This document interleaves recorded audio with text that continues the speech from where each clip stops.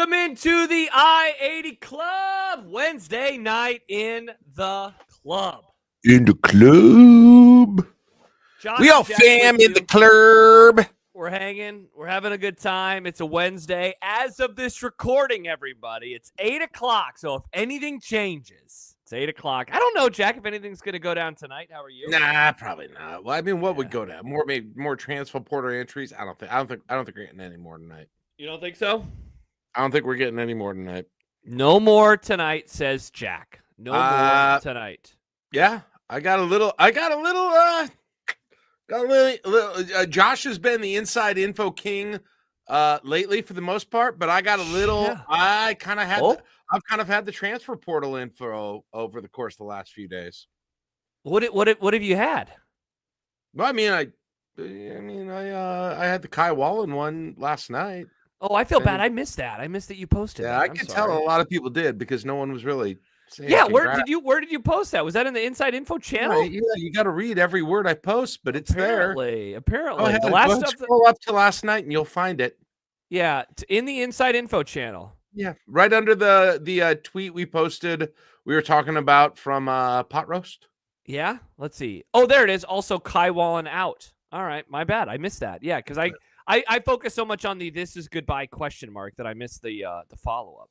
I missed the follow up. Well, welcome and I put a couple of other they're fairly minor. I mean, I don't say this to be mean to them, but there's other fairly minor players that I have posted there that are going to be leaving that haven't announced publicly yet. Okay, yeah. We've had a lot of good stuff. If you're listening to this after the fact, first of all, welcome. It's the ID Club. If you're watching live, you're a patron. You're hanging out before Friday morning, you're a patron. We very much appreciate your patronage. As Caleb Henry writes, Josh can read. Screw you, Caleb. Yeah. I don't read the comments during the shows. Josh doesn't read the comments on the rest of the Discord. Apparently not. Yes. But we appreciate you joining us. If you are listening on the free feed, first of all, you can come hang out with us at patreon.com/ID Club. Ad-free, Jack. No ads, because now the regular pods have ads. Thank you to our advertising overlords for those. Yeah. But there are no ads inside of the Patreon pods or live shows, so you don't have to deal with any of that, which is very cool. Plus, in all seriousness, I feel like we have had some killer info inside of the Inside Info channel throughout this entire last week. It's been really, really, really good. You have provided the vast majority of it in the second half of the season. But I've had a couple too. It's been pretty accurate. So yeah, there you go. Bruce says Josh greater than Jack as far as reading the chat. Thank you, Bruce. Though he did misspell my name. Jack greater than Bruce in spelling Josh's name, though. Yeah, that's definitely true. Though, just give yourself some time, Jack. I'm sure that you'll misspell it at some point. That's true. I don't really care about typos. No, you definitely don't. Especially on the phone. Before we dive into everything, a reminder, Nebraska Ball Brunch Show coming up on Friday. Coffee show. Yeah! Let's go. We're going to find out if I change my NCAA number for the first time. You freaking better. Oh, that's right. This is the first one. There's not been one since Creighton because of Thanksgiving. Wow, that's crazy. So, yeah, this is going to be the first of those since Thanksgiving, first in a couple of weeks. We'll be back then on Saturday, patrons only, Saturday morning coffee show. Again, subscribe and you can get access to that, though everyone who's listening to this live right now already has access. And then, Jack, a post-game show on Saturday after Nebraska ball with you, Caleb, and Bigelow, and that one will be on Saturday afternoon at about 1:30? This is a road game, and no one's going, right? So this is everyone's Bigelow goes to everything. Bigelow's not here because he's at this Creighton, Kansas game tonight, but Bigelow will be at his own home, and so we'll be a little even less restricted by time if it goes really well for Nebraska. Who knows? We might go for a while. And it might. I don't know. Wow. I don't know. It's basketball season, Josh. I don't know. I got Creighton, Kansas right here. So if you see me doing this tonight, it's checking out Creighton, which Creighton, holy geez, Creighton's up by 10. What in the hell? Wow. Wow. They've knocked down a lot of threes, which is weird from them because they usually have not been knocking down a ton of threes this year. It's a little bit about the defense of Kansas, and I can say this because my team did shut them down, and so I can advise Kansas on how to maybe improve some things because for sure. So wait, real quick. Hey, circling back, did you basically say you're going to do an hour-long post-game show on Saturday? Is that what it was? You don't know how long it could be 2 hours? Who knows how long this post-game show is? Hey, I don't know. If they win, maybe I'll be in the mood. I don't know. I'm not guaranteed. There's no guarantees of any time. We'll have the Saturday, though, Josh will have, and I'm sure we're going to talk about this during the show, we'll have the conference championships going on during that time, though. So, yes, we'll see a big snoozer of a weekend again, as always, with the dumbest weekend on the sports calendar. Hey, Jack, dare I say, this one might actually be good. The point spreads are all like within a field goal or so. Like every they might game be close, but and I know a couple of them matter for Big bye 12 and ACC are winning in. If not losing, you're out. Maybe That's true. I'm excited. I'm getting excited for the game. Which game are you most excited for of that group of all of them? I think Iowa State, Arizona State. Which I think I kind of am too. Yeah, I think that's really intriguing. I will say, like, I'm pretty pumped to watch Oregon and Penn State just because we haven't seen that matchup this year. We're getting a rematch in the SEC title game. We were very close to a rematch. That sounds garbagey. I have no interest in the SEC game whatsoever. Yeah, I don't really like watching Texas and Georgia this year. I'll be totally honest. I don't feel like either of the teams is fun. They're obviously loaded with talent, but I'm not like super into that game. Big Ten championship game in on. Big 12 championship game in on.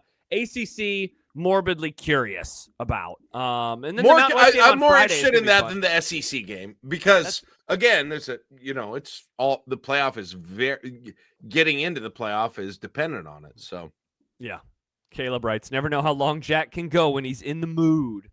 Yep. So stay tuned for that. So we'll have that coming up on Saturday. Wow. Tell your friends, patreon.com/IDClub. And don't forget to like and subscribe to the YouTube page. Like and subscribe. And many people are wondering, hey, what's the plan for after Nebraska ball once the new year hits? We don't know. There will be episodes, though, right, Jack? Like we will continue to do. Most of it, for now, just assume most of the games. Hell yeah. We'll have it. We're just trying to figure out if there are scheduling conflicts. Nice. But and we were also going to see if Nebraska sucked. But that obviously doesn't happen. Am I right? They're on their way towards their first tournament win, so I think we're going to have to do many pods, Jack. I think, and I think part of it was me wondering, hey, if there's like 8:00 games that are going to go super late, am I going to want to do them too? Yeah. I think we may kind of put out maybe. We haven't talked about this, but maybe we'll put out like a month at a time, perhaps. In terms of schedules, so we'll see. I haven't really talked about Caleb and Caleb. Jack didn't want to schedule too many because 3.5. Yeah, people forget, Jack, that you have been a 3.5 boy. About I said it's changing. If we would have had a show on Friday, it would have changed, but we didn't. It was Black Friday. We couldn't. Yeah, you and I had a show, and we were like, "Hey, this game against Iowa is going to be so much fun! Can't wait to talk about it on Saturday morning coffee show." Oh. Jack, I'll say this as we now begin our turn to the football team. This is one of those weeks where very quickly the game that we just watched, not even a week ago, is totally on the back burner. I don't know. It happens so fast this time of year. It's nuts. I don't know how much John and I have actually talked about it on our radio show. That's wild. Week. Dude, I did with you guys for a while. Well, that was probably the most. And that's probably it. I feel like that's the last time. Like I had all these questions that I'd been thinking about going, like when I was getting ready to come home, I was writing a few things down. When I got home on Saturday night from Denver, I was reading some articles. I was writing some things down.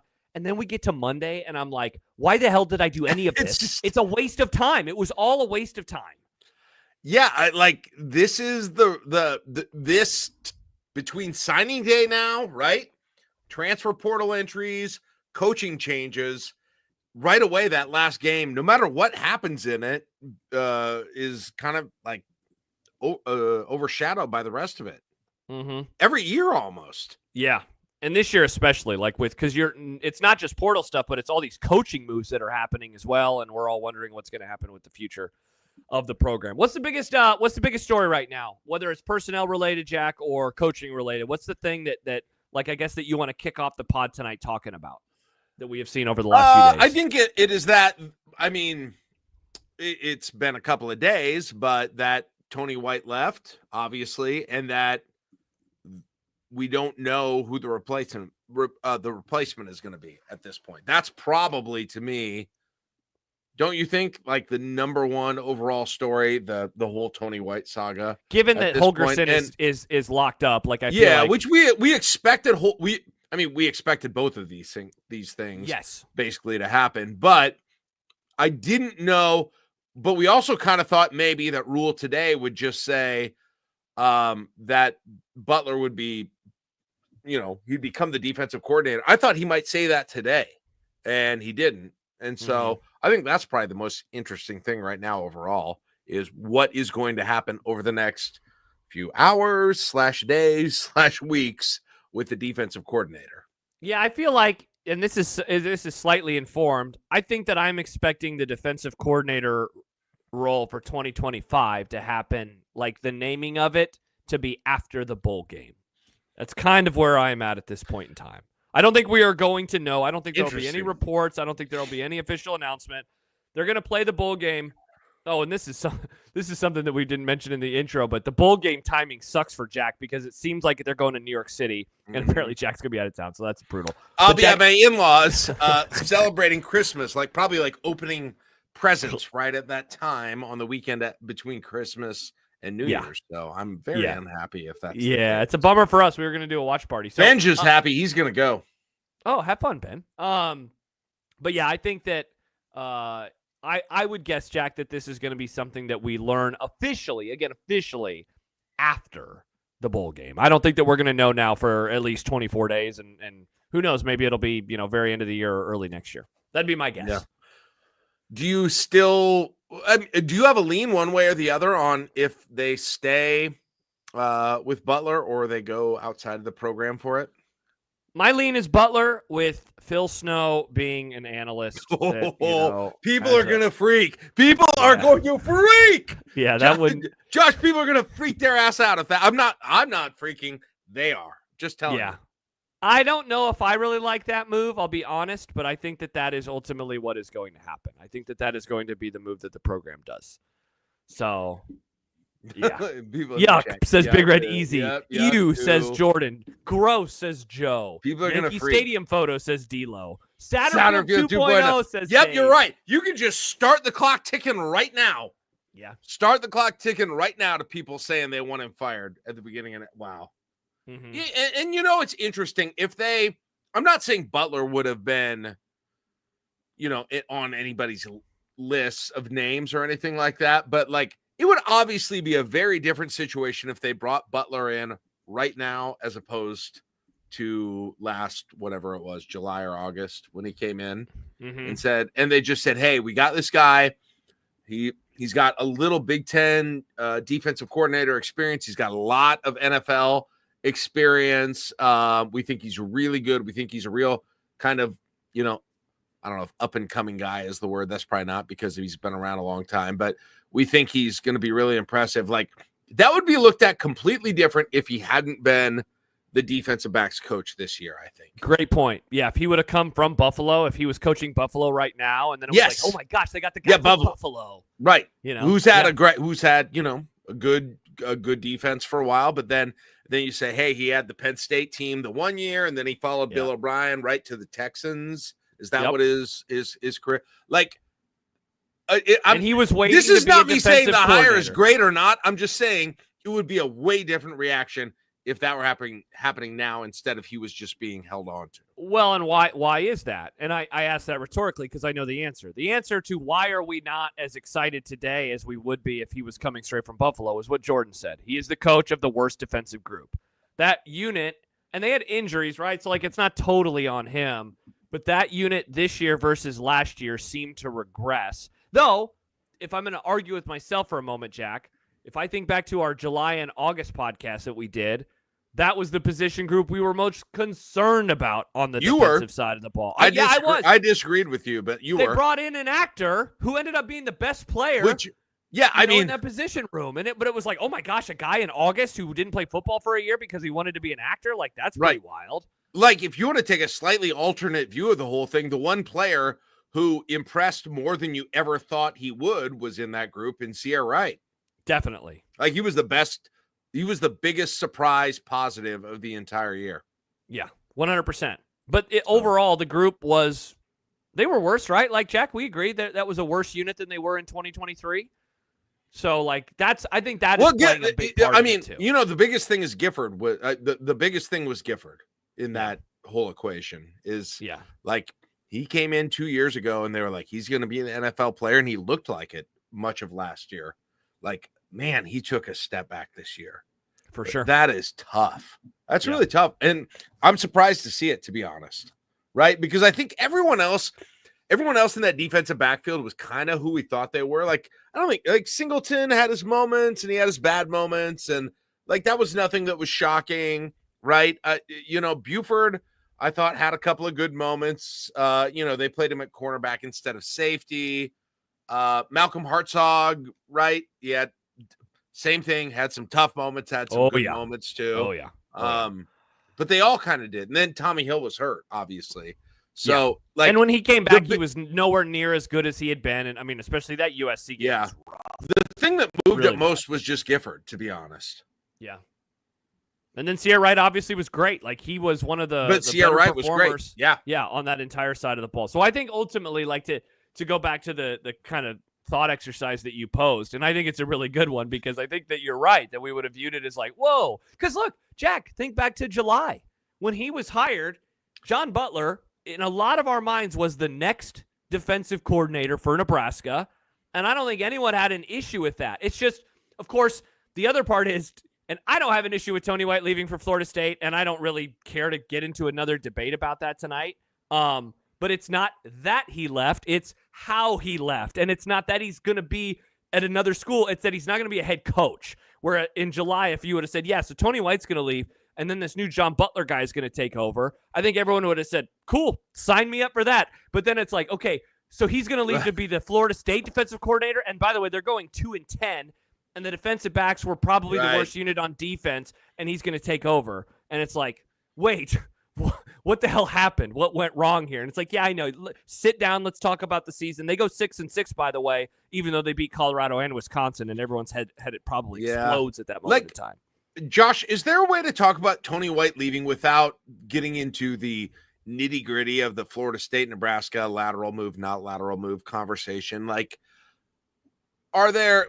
Obviously, we can't know his own, like, his family circumstances, those sorts of things. Well, my daughter is classmates with his son, but nonetheless, like, actually they are. But, like, is there a reasonable, if we take away, I think you can make an argument both ways. I don't want to have that whole debate with you. Yeah, You've had it. We've had it here. All of those things. All of Husker Twitter has had it. Is there also just kind of an explanation that's just like, well, you know, he didn't love some of the things that happened here in terms of too many cooks, which we've talked about, especially on the chat channels here on the Discord. He and his family might have liked it better in Tallahassee than Lincoln, right? For whatever reason. And that might be that, right? Like those might be the biggest thing. In fact, I think they are probably the biggest things, Josh, if I had to guess, without full knowledge on that whole thing. So yeah, if I had to guess, those would be the biggest, you know, probably the biggest reasons that it happens. Definitely. Not because Florida State is so much more of a, obviously recruiting is probably easier, but I don't think that's, if I had to guess, those are not the reasons. Those sort of conversations about lateral move, not lateral move, that are the ones that made him make the decision. I would guess it would be family reasons, location reasons, and then just sort of job issues here in Nebraska, probably. Yeah, 100%. I mean, he's gonna be at a school now where, again, and this kind of goes, I guess, into the debate about if it's a step up or not, or if it's a lateral move, but like, I think he's going to be able to get better talent on its surface, at Florida State. I think that they're closer to the playoff at Florida State than they are Nebraska. But, like, at NU1, how did he not have total control of the defense? That's a fair question. I don't know what happened in that regard, Jack. Yeah. I don't know why that completely changed for him and for Nebraska. Over the course of this season compared to what it was like in 2023. I'm still stunned that ultimately happened. Yeah. And Jordan saying how much you believe Rule when he said Tony wanted to go back to Florida. He said he cited his family today in the press conference for whatever that's worth. But I think it's a fair question to say, hey, bringing in, if you brought in Snow and or Butler, whatever happened that might have bothered Tony White, like, why are you doing that if you're like, aren't you in a good place with this if you're Matt Rule, right? You know what I mean? Like are you in a good rule with Tony White leaving? Yeah, no. What, bringing Snow in? Snow, I mean, that's the biggest one. Why are you just leaving the Tony White thing alone? If you're, why aren't you just leaving the Tony White thing alone if you're Matt Rule? Is what I'm asking, I guess. Yeah, for sure. And well, there was a comment a few moments ago from Fight, and he says Indiana happened. Yeah, and I'd love to know exactly when the wheels started getting in motion. That's true, but man, look, Jack, there's a part of me too that I think Butler, and this is partly like info and partly tea leaf reading, but I think that his addition also was a part of the too many cooks conversation in terms of like one of the things that I hear a lot is that Matt Rule wants to run an NFL style defense, and Tony White is into more of the weird exotic, 3-3-5 type shit, which. Then that opens up the whole other can of worms / debate, right? Of like, can the 3-3-5 work in the Big Ten? But I think that you had forces that were crashing into each other where NFL defenses, from what I am to understand, it's like very much more sound and certainly less of the, how we use the phrase Mickey Mouse offense to describe specific college football offenses. Dare we say Mickey Mouse defense? For what Tony White was trying to do on that side of the ball. And I think that those forces were crashing into each other. But, I mean, look, you bring in Phil Snow, and I don't think you and I have talked about this. John and I talked about it a little bit the other day. Like, that really should have been maybe a flashing red light when it first happened, because it was like, man, like, say what you will. Yeah, the Indiana game was bad, and the tackling has seemed a little bit worse this year, but, like, that side of the ball, for the most part, is still why Nebraska was able to win as many games as they were the last 2 years. And so, like, if he doesn't have the autonomy anymore and he wants the autonomy, makes sense to me why he'd want to bail. Yeah, he's not been bad enough to, in my opinion, and I'm sure in his opinion, like, he's not been bad enough to need help, right? Yeah. Say, you don't got this. Despite Indiana, right? Despite any issues that there have been so far over the course of this year. So I don't know. Like, I don't know. And then Rule says apparently he doesn't want to change the defense in the presser today. The other thing is, like, I mean, you watch the Iowa game. It felt like a lot of times it looked like they were in. And again, I'm not, Buddy Ryan, but it looked a lot of times like they were in kind of a more standard 4-3 than they were a 3. Correct. Yeah, it's not like they were even doing the 3-3-5 as much as people would be led to believe. So there's that too. But yeah, I don't know. I don't think we'll ever know exactly what happened there. No one's going to speak on the record. Tony White. It's bizarre, Josh, but you're exactly right. Like, it's bizarre because nobody would have been surprised that he was gone. They just thought he would have left for a head coach. Correct. A head coaching position instead of this Florida State thing. Yeah, it's kind of like the thing I presented earlier. It's like, all right, I'm going to give you a contract, and it's going to be this and this and this. You'd say, oh, awesome, sounds good to me. The expectation that I had the entire season, the entire offseason, was that Tony White was coaching his last year, and then once Butler came into the fold, that Butler was going to be the next defensive coordinator. Now, I might be right on the latter. I'm definitely correct on the former because Tony White's already gone. But the way in which it happened, it took a road that I did not expect. There was some construction. They went outside of the construction. Maybe they had to reverse back a little bit. And now here we are talking about, what the hell is going to happen next on that side of the ball. I don't really know the exact answer. Again, I tend to think it's going to be Butler, but maybe I'll be wrong on that. Yeah, exactly. Big Red Easy said, to be fair, the offenses he went against weren't juggernauts. When they were, the D got rolled. And I said to that, well, I mean, Colorado and Ohio State, right? Yeah, for sure. And then he says Ohio State scored 10 points against Michigan. Okay, we're not doing this, are we? We're not. Yeah, come on. Yeah, Colorado has they have problems. But they scored 10 against Michigan because they have a Ryan Day versus Michigan problem, not because Do we offense go isn't over very that? good. Who the skill players on that Ohio State Yeah. offense are? I mean, come Big on. Red Easy. Is Ohio State that good? Oh wait, you're being serious. Yeah, they're He's being good. serious. Yeah, they're a top. I mean, come on, they're a top 10. Their team. skill players are as good Yeah, as there is anyone in the nation. Yeah, they're ridiculous on offense. Yeah, you can't. We can argue the UCLA game. We can certainly argue the Indiana game. We can talk the Illinois second half was a tire fire.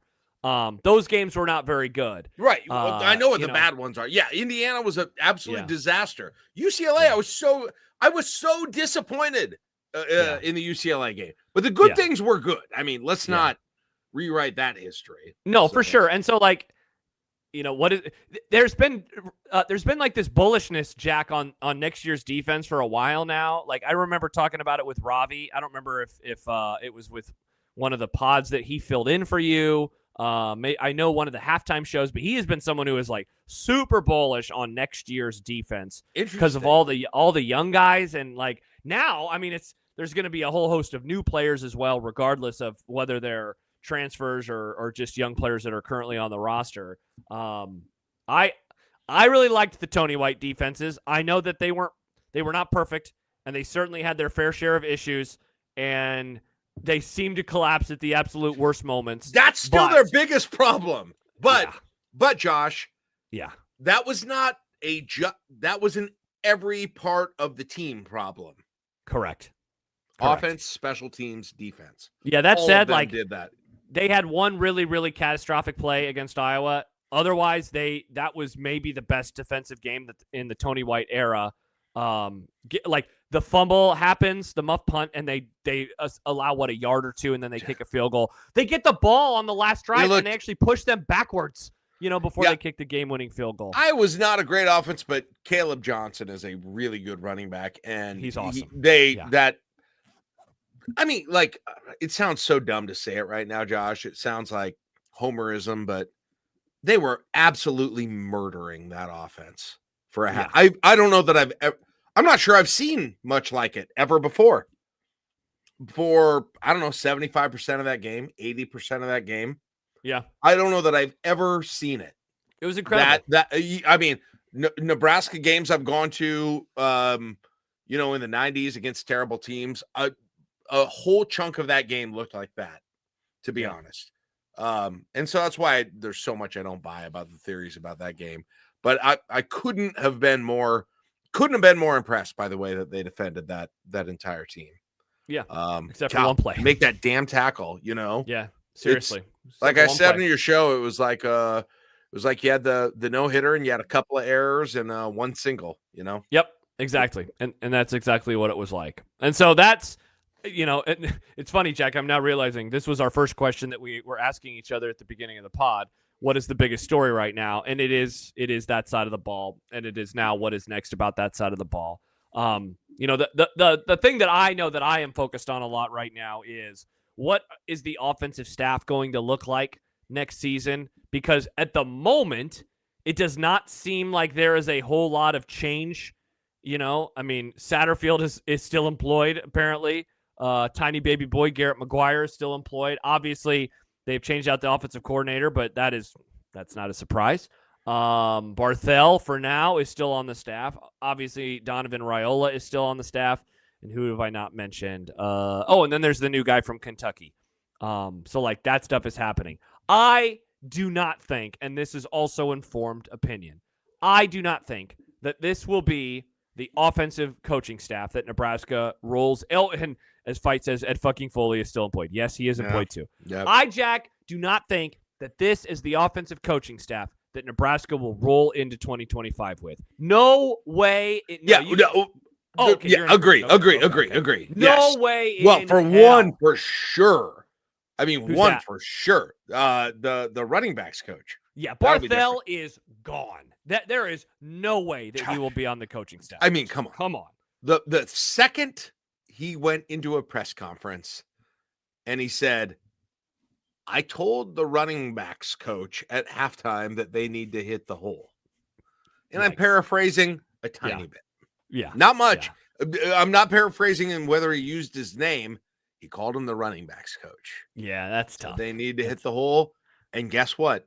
The one thing I will tell you for sure, we can argue about how impactful Dana Holgorsen was as opposed to Satterfield. And the one thing I will agree with you on is that the running game changed when he got here. And I still don't know how. I still don't know exactly how. Pretty wild. But the running game, if that running game was there this whole year, it is a wildly different season. Definitely. Completely different. Even against Iowa. Even against a good Iowa defense, I would say. Yeah. Like, they didn't have great stats in that game, but it still looked different than it did the rest of the year in that game. I-formation. I like that Holgorsen said the same thing that many in the I-80 club are saying. Yeah, me too. D'Lo asked, does Dana have full control over the offensive staff? Yes, he does. I would think so. Yeah, he does. I've been told that he does. Anyone, running backs and wide receiver blocking got better. It definitely did. And he may like, Donovan, right? Like, who else is left? Okay, like they're making a change at wide receiver. I would assume there might be a change at running back coach. Yes. And then I don't know about the quarterback coach guy, you know. Oh, yeah, we haven't even mentioned Glenn Thomas yet. Yeah. I couldn't even think of his name. Yeah, I would. Much like I'm Dana Holgorsen talking about them. I don't know. I haven't heard, honestly, I'll be honest, I haven't heard anything about him, so I don't know if he'll be back. I don't think there was a question a few moments ago about Satterfield. I don't think he's going to be back. If he's back, and for those who care about this stuff, because I know that there are a lot who do, he will get a pay cut. So don't worry. He's not going to get paid $1.4 million to coach tight ends. But if he stays, he'll get a pay cut. This is so awkward. You know more about the nuts and bolts of this than I do. That said, I would be shocked if he was back next year. Why would he be back? His family doesn't live in Nebraska. I thought that was the whole point. Exactly. He's leaving. He's not going to be on Nebraska staff next year. So I tend to think that he's got money left on his contract. Yeah, Matt says it. Don't overthink it. Exactly. Like everyone is just so in the moment sometimes where it's like, oh my gosh, well, he said he's on the coaching staff right now, so he's on the coaching staff. No, I think there are people who are so afraid that he's so poisoned that as the tight end coach, he's going to poison the entire team. Yeah, which I don't think he's staying, but if he did, I think you could probably. It'd be fine. It'd be fine. The tight ends would be fine. I'm more worried. Guess what? I'm more worried about, Josh. Not the coach. Who's in that tight end room? Which I know. It's about coaches. I know. No, we can talk about who's in the I'm not saying you. Room. I play the game. People don't know much about players. They don't know much about players. They can't name players. They don't know who's starting. They love talking about coaching. This is the season, Josh. You know, we get this time of year where people, right, they have coaches hired, for instance, and people have confident, strong takes on coaches. Now, they didn't know who they were 36 hours ago, but they got takes, okay, on them. Instead of the players that we've watched for 12 games the entire year, the spring game we've read about the entire year, but they've got takes on the coaches. So I understand. Like I learned in the last year. So what's the take that you have on the tight end room? The take on the tight end room is, I think, well, listen, I have heard the intel that I think a lot of people think Fedoni will leave. Obviously, Grandma's chatting on Facebook. So I assume that's true, although I'm a little surprised it hasn't happened yet, to be honest. I am too. And so I think it probably, unless, depending on who they're bringing in, I think Borkershire is a weirdly important person to keep. I would agree. Actually, and I think I honestly think they'll probably, Carter Nelson in the fall is going to be a tight end. He's going back to tight end, right? Like I can't imagine that wouldn't be the case. Now, I'm not saying they won't bring someone else in, but that is a weirdly thin room, to be honest. Yeah. Overall. So, and I've always, and many others have too, have wanted it to be a bigger part of Nebraska's offense. They didn't make it happen this year. And I don't know, Holgorsen's use of the tight end would actually be kind of an interesting case study. I don't know much about it. He apparently is not a big tight end guy. Maybe at big tight end. Then maybe it doesn't matter. So yeah. But I do think Carter will be a tight end. Stick it to Josh. Yeah, I think so too. You got to get some weight on him, right? He's a little thin. You know, you mentioned the room being thin. Carter Numbers is also a little thin too. He's got to put on a little more weight if he's going to play tight end. Usually I think the biggest gains in size come from that especially when you get there. Well, Carter went to, he didn't even get there till the Correct. summer. So he was a late, yeah. He's So going now to he get, can go through he's the going to whole get process. outside of the season. I think his body will look very different coming up in the fall. Yeah. Bruce says, not sure if I agree with Carter numbers going back to tight end. Interesting. Really? I like it going to tight end. Listen, here's my thought, Josh. Which room do you think is going to have more need by that time? Tight end. After Nebraska brings in the entire Kentucky wide receivers. Correct, including this guy who went into the portal today, and everyone's like, he's really good. Also, we don't have to get into this. Did you see Mark Stoops being all whiny about the wide receivers coach leaving? No. He's pretty triggered. I should have saved the quote. Yeah, he's pretty triggered by it. So something we can talk about maybe. We got shorts. We got shorts now. Somebody find the quote from him. I saw it posted a little bit earlier, and I can't find it right now. So if somebody has that, we could read that and make fun of Stoops. Yeah, it's a good question, Jack. So there's a lot of mentions of Heinrich Haarberg. I still don't know if he'll be back. I'm keeping an eye on it, Jack. That's all I'm doing. What Rule said today was interesting, though. He basically said Haarberg wants to play pro. Mm-hmm.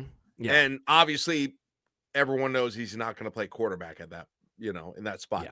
Which Correct. makes it more likely he'll stay, in my opinion. Yeah.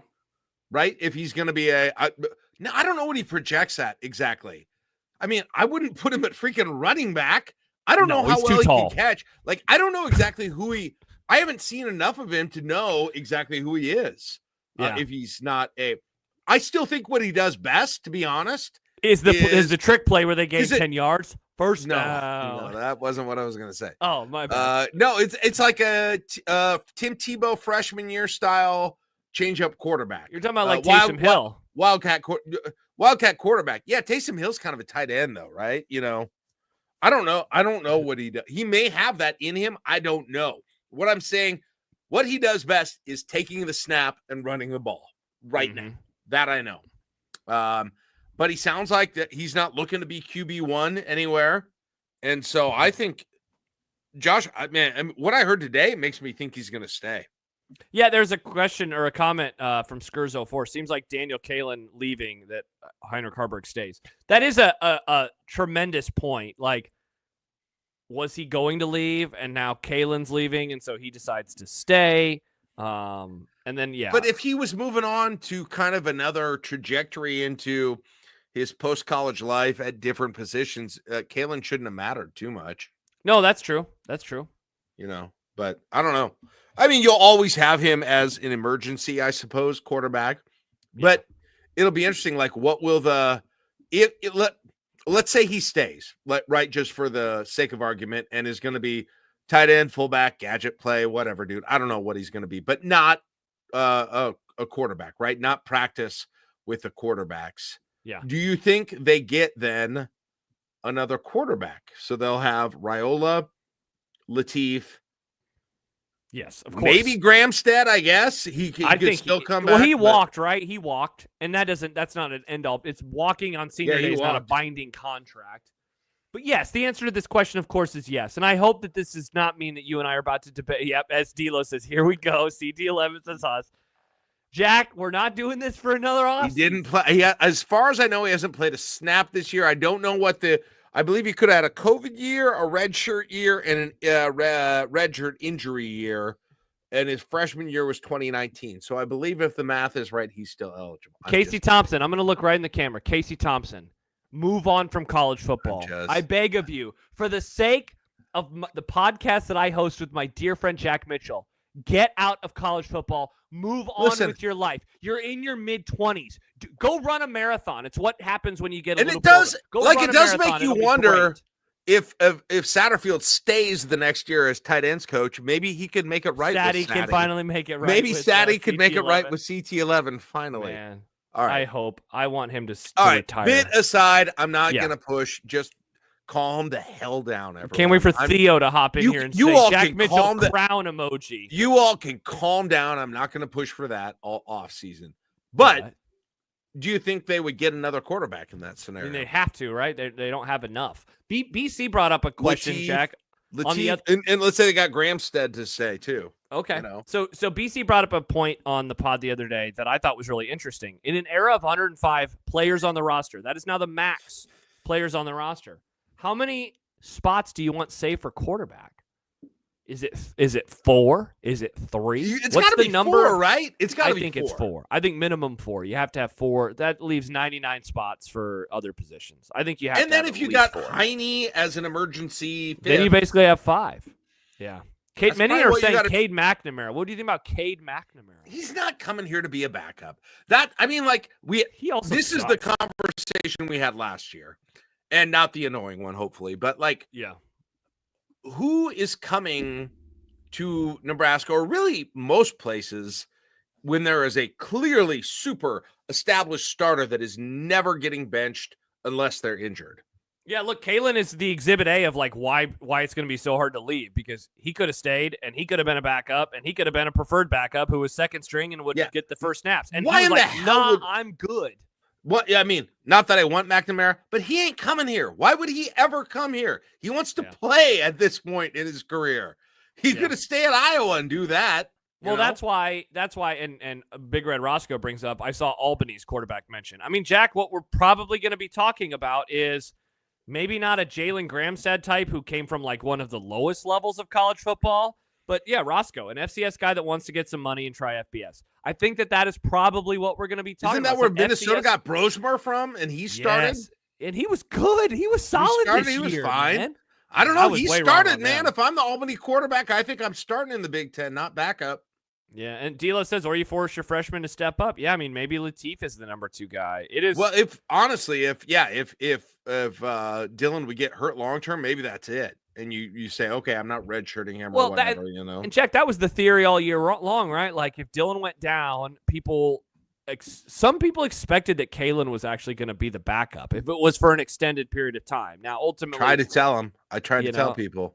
I don't know if that was the case. I tried to tell people that it was going to be fine this year, and Dylan Raiola wasn't going to get hurt. Shout out to me. Didn't even need that precious depth of yours, Jack. I remember telling you that you were like, DK's going to play off the bench, and I was like, no, he's not. They're going to save him. I was definitely wrong on that one. Definitely. Yeah. See, but I thought that they would have more blowouts, and so I thought, oh yeah, he'll come in and they won't have to blow his 4-game redshirt. They should have played him against UTEP.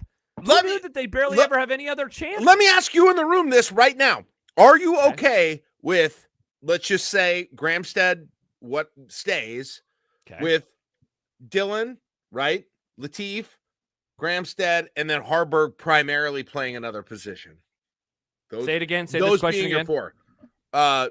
Raiola, Latif, Northwestern College's own Jalen Gramstead, and Haarberg primarily playing another position. And so what's the question? Are you okay with that? Are you okay with that you have as to your quarterback depth? Then maybe that's what they go with. Jack, and Haarberg, and as D'Lo says, Haarberg is the true long-term backup then. Yeah. Now, probably. I don't know if he wants to do that. He may not want to, because it'll ruin his chances of developing film for the NFL, or he might be bulked up.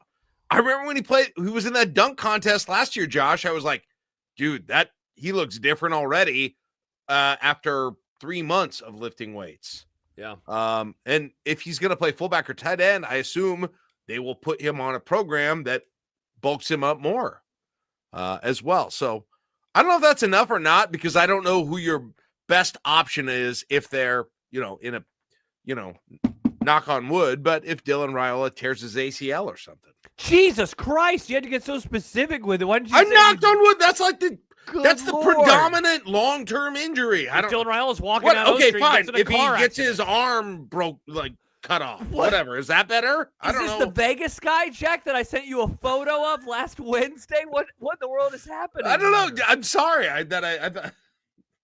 I knocked on wood. I will take your question, and I don't know if I'm going to ask a question here. I'm just going to try to figure this out on the fly. Basically, Jack, I think that this is now college football. And so like you say, are we okay with that? I would say you have to be okay with that almost. This is probably. This is kind of what it is. It's also sort of to have Haarberg doing that also kind of makes him a utility knife and Mm-hmm. fills all the roles. It's very efficient with your roster makeup.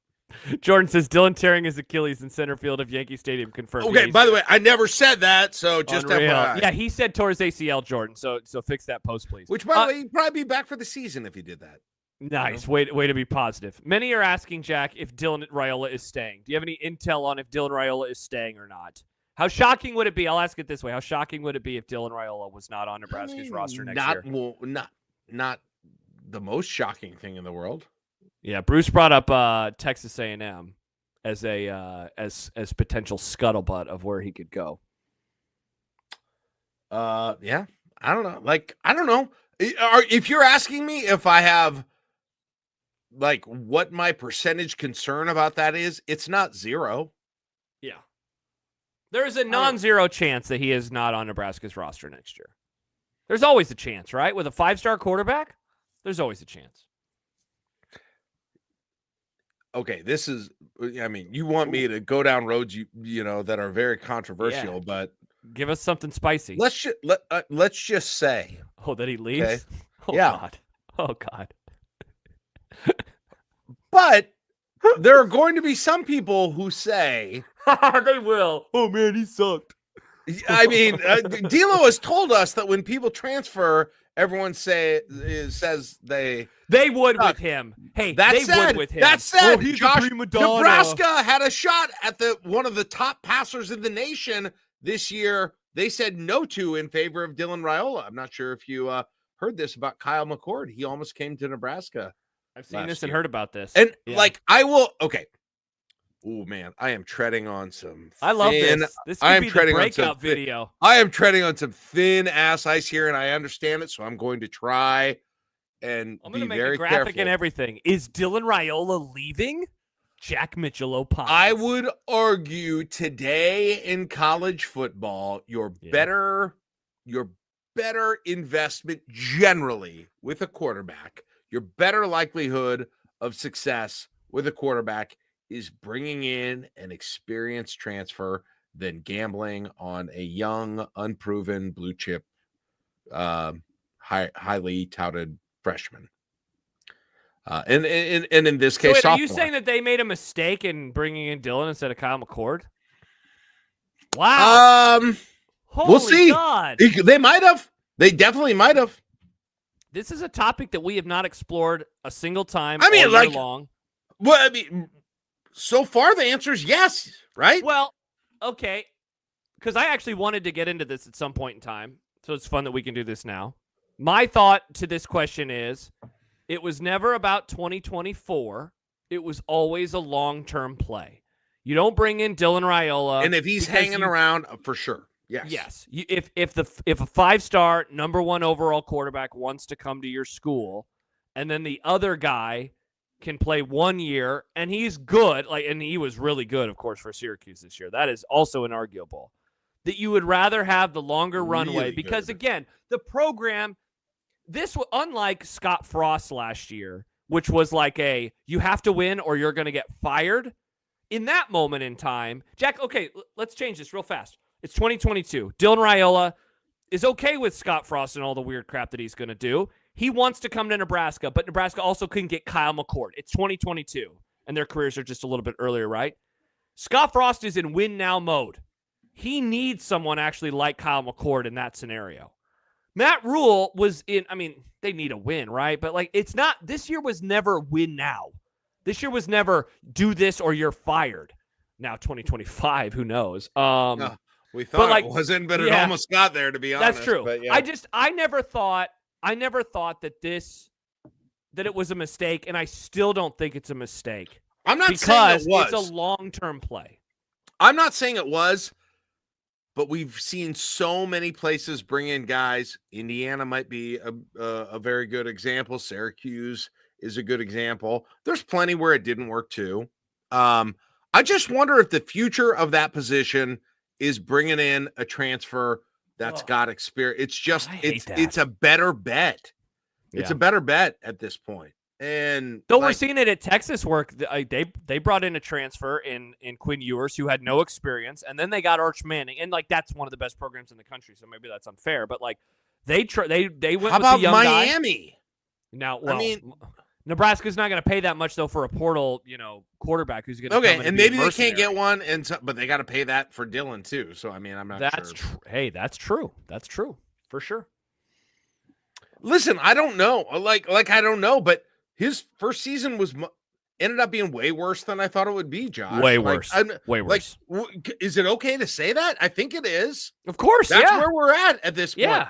I don't think anyone would argue with if he's taken a major step, I will say, yeah, that was the right thing to do. But if he doesn't, if you're playing a long ramp, instead of wasting 1 year, you've wasted 2 to 3 years. Well, yeah, I mean, D'Lo says, ask me in 1 year. If Dylan Raiola leaves after year 2, there is no long term. Yeah, hey, you want to talk about a catastrophe?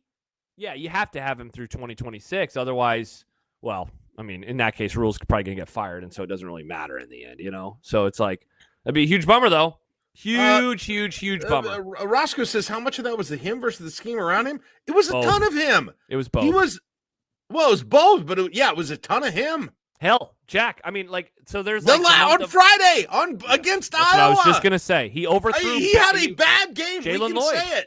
He had a bad game. Yeah, Jalen Lloyd, first drive of the game, overthrows him. Thomas Fidone, I don't remember what drive it was, second or third, fourth, somewhere in there, overthrows him. And that one wasn't going to be a touchdown. Jalen Lloyd was going to be a touchdown. And yeah, we got a lot of big defenders of his season here. I don't know. No, we don't. Who's defending him? He had shitty wide recievers and shitty running backs, and you won. His OC got demoted after 9 games. Okay. I'm just reading there's people defending him all over the place. I feel like you are too black and white sometimes on this stuff. I feel like there is nuance. I am literally just reading comments. Guys, those of you whose comments I'm reading, will you tell Josh I'm saying what you're saying? I think it's both. I think the answer is obviously it's both. Roscoe says, man, maybe he is defending him. Man, I just don't see skies falling with a freshman quarterback missing some throws. See, I leave the season thinking, oh my gosh, he is not the prince who is promised. Is that how you leave the season, Jack, feeling like? I am, especially the way it began. Listen, go back and listen to we did a show where we were projecting his numbers at the end of this year. Those are hilarious. Listen to that. Bad. We were so off. I mean, not even in close. Yeah, Jack, not even close. And that was before we saw that first game against. Yeah, that was before the early part. UTEP, Jack, what did Colorado. He do in September? If I remember right, did he throw 8 touchdowns and 1 pick in his first 4 games? Is that what he had? And he finishes with 12 and 10. Is that what he started and finished with? Was it 8 versus 1 and then 12 versus 10? Yikes. Let me look. D'Lo says, still think he can get it done, but ceiling is lower for me. Yeah, that's for sure. I agree. I mean, I think my original point, Josh, was that, and by the way, yes, 12 and 10, 2,500 yards, 66 completion attempt, 6.8 average, 12 touchdowns, 10 interceptions. That's gross. 12. I mean, come on now. So, Jack, here's what he did. First 3 games, 2 touchdowns, no picks. 1 touchdown, no picks. 2 touchdowns, 1 pick. 3 touchdowns, 1 pick. And then he had 1 versus Purdue. So if you add those up real fast, 5, 8, that is 9 versus 2 that he had in the first 5 games. And then after that, he threw 3 versus 8. 3 versus 8. Yep. That is so gross. That is disgusting. I guess some of that is scheme, some of that is players. It's all Satterfield. You take Satterfield out, it's all changed. It's all fixed. So. It's everything, man. Everything was bad. I have never. I mean, listen. The dude sucked, but you guys are off the edge on Satterfield, poisoning everything. You're getting weird about it, to be honest. So no one even said that in here. They did. Look at and goodness sakes, Josh, are you reading the chat? What did NU1 say? That nay or miss? That's what I'm saying. With Sat effing his head up. I mean, there's been multiple people who said the scheme. So well, I mean, the scheme was bad. That is inarguable. Roscoe says you want him to transfer. I do not want him to transfer, but I'm saying I would say, and I'm saying there's a non-zero chance he does. And I think all I'm saying is the sky won't be falling if that happens. Well, it won't in terms of on the field, but Jack, the sky will fall for the vibes. Oh yeah, that would be horrible. Listen, I do not want him to. Just to be clear, I do not want him to. And for the record, it would be problematic because they skipped on Kyle McCord to bring him in, and then he only lasts a year. Yeah, Jordan says it. The optics look bad. That would be For horrible. Sure. 100%. It'd be way worse optic-wise than it probably would be on the field. Way worse. 100%. And also, I like him. I like how, other than the you numbers, love his Mahomes I like cosplay? everything he's done. Yeah, I like everything he's done. I've loved how he's handled the university. I loved how he's, got right out of the locker room, gone to the volleyball games. I love everything. I talked to my son about it. Like, I'm a huge fan. I want him to stay, and I want him to succeed. Josh, this first year did not encourage me about him succeeding, though. That's it. It didn't. Man, and you've if been you're bottling saying this it up. did, and it's all Satterfield, then sorry, man, you're watching a different season than I was. So I hope. Well, isn't that cope? I feel like that's more cope than it is anything. It's really hoping that the offensive coordinator was so bad and that having Holgorsen in charge is going to cause for a jump. But, like, man, Jack, so think back to the numbers that we were prognosticating him to have. Like, for him to get near those in year 2, it would take quite the leap, year over year. That's going to be hard, man. It's going to be hard. Hope it happens. I for just sure. 3.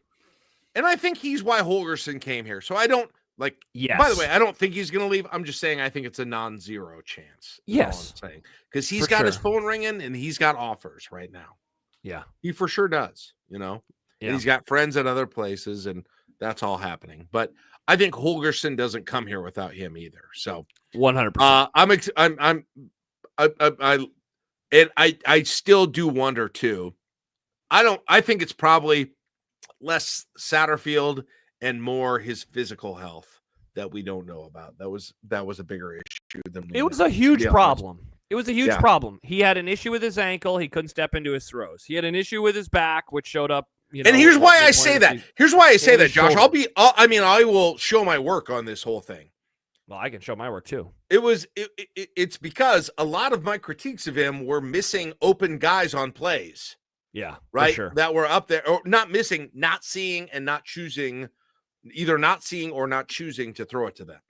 Isn't it wild that, like, remember the first time, Jack, that he truly missed a wide open guy when Ja'Cory Barney was open versus Rutgers, and it was like, why didn't he throw that football? And like that was the beginning of him doing that all the time. And his passes never looked like his high school tape. Yeah. We never saw that deep pass. Well, we did on Friday. Tape, Josh. He just threw it. He threw it by I watch a high school tape and I'm drooling everywhere. I didn't see most of that ever this year. No. Some comments. Corey writes, McCord probably gets us a better record, but really nowhere better than we are. Raiola now has a year under his belt, and I'm happy we have him going into next year with 13 games under his belt as opposed to a redshirt. 100% agree. Mark writes, air raid is a much simpler offense, and Skurs 04 along those lines. Very excited to see a full season with Raiola and Holgo as the O-Co. Good takes. Me too. Yeah. It will be nice. Like, I think it was Happer who said this on his show today, Jack. Like, Holgorsen is not some, like, scheme genius. What Holgorsen is good at is he has an incredible feel for how to call a football game. And so you figure, like, that is going to help Nebraska big time next year, that they're going to have this quarterback or this offensive coordinator who is able to put together a game plan that builds on top of each other and ends up being really, really good. So we'll see. Yep. We'll see. Sorry, I was responding to a comment. And I know. I love when you respond because you do this. You go. How do you? Well, I have a different keyboard. I know. It just makes me laugh every time. Well, and you once says a college game is different than high school. Of course it is. But, like, I was talking about his throws. Like, you're talking about the literal. Go watch his high school tape and look at his deep throws and ask him and tell me, did you see those this year? No. They didn't even. No. He didn't choose to do them if they were out there. Yeah. And so it makes me wonder why and it very well still may have been more physical than we realized. Remember, I go back to that year. Remember, Josh, they were like Adrian Martinez was injured the entire year. And he was like, I still wonder if that's what happened this year with him because he did not look as good as he should have. And I can't say that was all Satterfield. No, of course I don't not. believe it was all Satterfield. Well, no, and I mean Dave brings up a very memorable play. The overthrow of Lindenmeyer in the Illinois game might have been the first. Dude, that play, you want to talk about a moment in time where things changed for the worse. That. They complete that pass, and look, the defense probably gives up a touchdown because the defense always gives up a touchdown in a moment like that. But good God, That was a tremendous play call. That might have been Satterfield's best play call ever. Hey, I think you said that a little in jest, but it probably was. That was ridiculous. It was to the third-string tight end, and it should have worked. And it could have won them the game. He set it up perfectly. It would have moved him to 4-0 ahead of Purdue. Satterfield was a great play caller. I missed that. Jeez. After that, you were such a freak. After that, the vibes just completely changed. I'm happy that you were able to get this stuff off your chest. Seems like now you've been holding back these Dylan Raiola takes. You've been ready to. I'm really disappointed in how he looked this year, and I can't believe if I'm the only one that feels that way. But I feel that way. Like Josh, we just read his stats, and nobody saw that. No one saw that. Yeah, I agree with you. So he was a disappointing player this year. He was way disappointing, and especially watching him in September, early September, and then watching him the rest of the year. And I'm coming off the Iowa game where I think he was one of the big reasons the offense struggled in that game. Yeah. Well, yeah. I mean, I don't think we've said the words pocket or awareness in this entire conversation, but good Lord. His pocket presence is garbage. I said this to you on Saturday and or your show on Monday, but every time they would go back on a play where he would either check down or it was an incomplete pass, they would go with that camera NBC had behind the line of scrimmage, and they would show not quite the all 22, but something similar to it. And like every time, Johnny and I were like, well, there's a guy. Right? There's a guy. Every time. It's a problem right now. Or it was a problem against Iowa, I would say. So, yeah. Alex, he has a great first down signal, though. Jack, that first down signal is nice. I like when he does that. I like first down. But and all that said, I think he willed them. He was a huge part of changing the attitude during the Wisconsin win. And I'm so glad that whatever got right with him at that point, I think it helped a ton. I think he's the leader, man. I think he's got to be that way. Well, he has to be, right? And he did that against Iowa too. So, like, I love that stuff about him. I love that stuff about him. So, I won't change my mind on that. Corey, imagine how pissed Fidoni's grandma would be had Lindenmeyer caught that ball. Nice. That should have been my grandson. Shirley's really pissed. That's actually kind of funny. Oh, man. Wow. Well, this is what we have to look forward to for the next 9 months. Though, thankfully, Jack, there's a bowl game in the middle of it that let's go. Will not get to watch together because you'll be in Iowa. I want to see. Let's hope you're wrong on where they're going. Jack, first of all, I don't think I'm wrong. Damn it. Yeah, I think it's going to be New York, man. Get your Parkers ready. That is. Look, I'm glad they're in a bowl game, but I mean, a huge part of it is the time for me, but even aside from that, God, I hate that bowl. I hate that bowl. Every time I watch it, I'm like, God, I would hate to be in this bowl. And, I know, and that's going to be us. Some dumbass, like Syracuse, Illinois game. Yeah, it's going to be Nebraska, Boston College, Jack. It's going to be so gross. By the way, I-formation was signing day today. Big Red Roscoe, man, signing day has fallen so far. Seriously, no one gives a shit about signing day anymore. They really do not care. Hey, anymore. they got the Oklahoma guy, Cortez. Yep, cool. They didn't get the San Antonio guy. There you go. And thus ends our signing day discussion on the podcast. For more breakdowns on signing day, come back to us on Saturday. We'll give you our full thoughts. You guys didn't get all the recruits in for an interview, you and John, today? We made a joke about that at the end of the show today. You know what I don't miss? Hey, producer, and back in the day it was Stibbs. Hey, Stibbs, could you book 10 players for us, please, for some reason? Why we want to talk to 10, 18-year-olds? Can you do that for us, please? God, I don't miss that at all. Yeah. Yeah, I agree. Yeah. By the way, by the time the next time we talk, is that Saturday? Oh no, Saturday, brunch show on Friday? 6. I'm trying to transfer portal officially opens December 9th. I was just wondering where the fun part of this will be when Nebraska starts getting transfers instead of having guys saying they're leaving, and there's still a couple of those left, but and the Kentucky wide receivers so far are the ones that are engendering people's interest at this point, but I wonder where else is the exciting transfer going to come from? There'll be more, but I wonder what position. I'm not really asking for names, but I wonder where the other exciting transfers will be. I kind of think it'll be a running back, Josh. It better be a running back. They need one. Yeah. That's a good question. I mean, that's something we could unpack on Saturday a little running bit. back / linebacker would be my somebody on the defensive line, somebody on or the D line offensive line. or D line, yeah. An edge rusher, running back or edge rusher, actually. Some Ivy League quarterback that we can get excited about to have some depth in the quarterback room. Maybe. I don't know, but Dylan I thought Raiola, we said with if Latif. Northwestern College is the Ivy League of Northwest Iowa. Many people say. Oh, interesting. So it's already done. They already got that guy. Patrick Witt reverse. I like it, Clint. Great reference. Patrick Witt. Legit Skumanji, a legit safety would be nice. That's true. Yeah. We have all these. It's hard. This defense plays cornerback, safeties kind of interchangeably. So they did, Jack. They did play them interchangeably. Let's see what happens in the new era, in the Tony Whiteless era at Nebraska. You know what's wild? Buford is coming back next year, and has been playing cornerback this year. Didn't he have like 2 interceptions against Georgia Southern and Scott Frost last game? What? It was so long ago. Is that right? I have no idea. I didn't realize the defense did anything good in that game. I believe Buford had 2 picks in that game, and he's coming back for next year. Wow. Somebody tell me if I'm wrong on that. That's that's from memory. I can't wait for COVID eligibility to be done, man. Maybe it was just nice. One. Maybe he had one again. Maybe he had one in Ireland. I don't know. So he wore number 1 then, though. Now it's single digits to the leaders. All right, Jack. So you and Caleb, brunch show, Friday morning, 11 a.m. Let's go. We'll preview a little Big Ten action.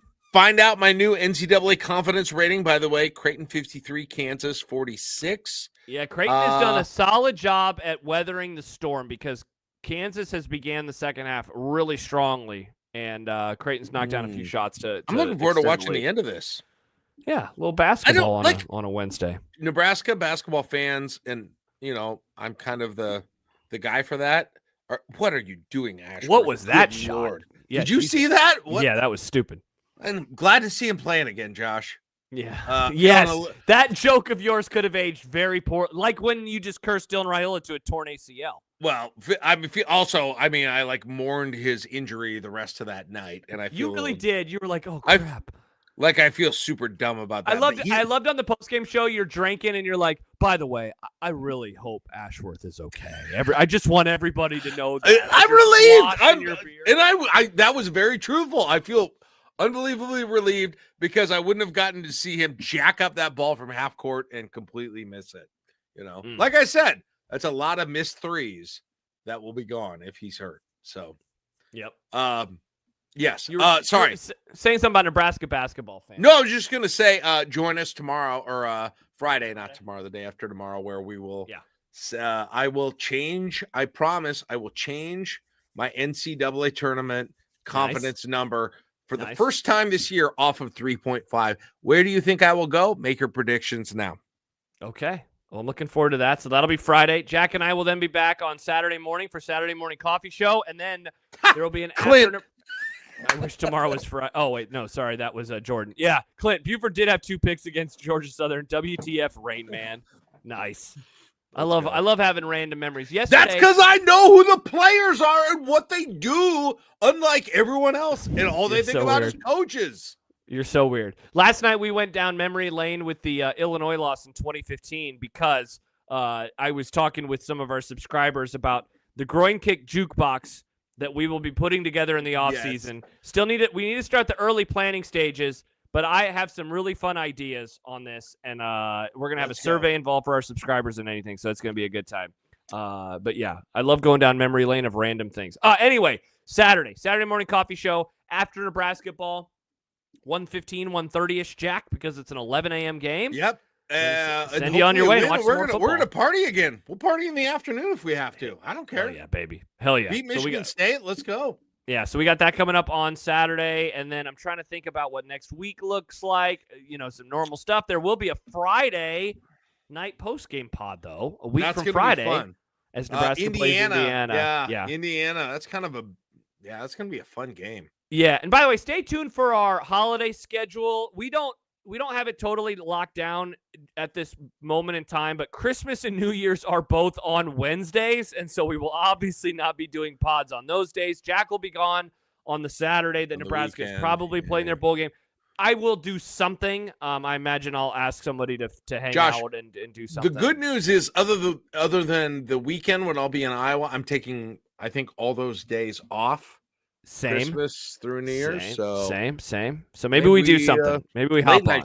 Late night show on 26th or the Monday. I don't know. We'll see. One idea that I had, and we can't do it because it's Riss's birthday, was going to be, what if we did like a watch party or even just a post-game show on that Saturday night, the 21st? But that, like I said, it's not going to work because it's her birthday. But maybe we'll do something around the playoff games. We just got to figure out exactly what we want to do. So we'll still have content. It will definitely slow down a little bit towards the end of the season or towards the end of the year just because of the holidays and all of that stuff. But don't worry. We've done many extra pods this year, so hopefully everyone's okay. And then Josh talks Nebraska ball from January to March. Let's go. Oh, man, I already miss football season. I miss it so much. I miss Saturdays. Let's go, baby. All right. Let's go. For Jack, I'm Josh. We'll see you on Friday morning for the brunch show, and then we will go from there. Jack, I think, what was the thing that I learned today? No, not that one. Is it? Oh, wait. Watch this, Jack. I'm going to do one more thing when the fireworks go away because I did the double hook 'em. And look at that one. Yeah. Ooh, Look nice. At that. Are there more of these? There are. We have many to learn. Well, I know about this one. I know if I do this, the balloons are going to fly. So there you go. All right. For Jack, I'm Josh. This should do something. Thanks for joining us tonight on Wednesday Night Into Club. We're back on Friday morning for the Nebraska Ball Brunch Show. See you later. See y'all. Thank you.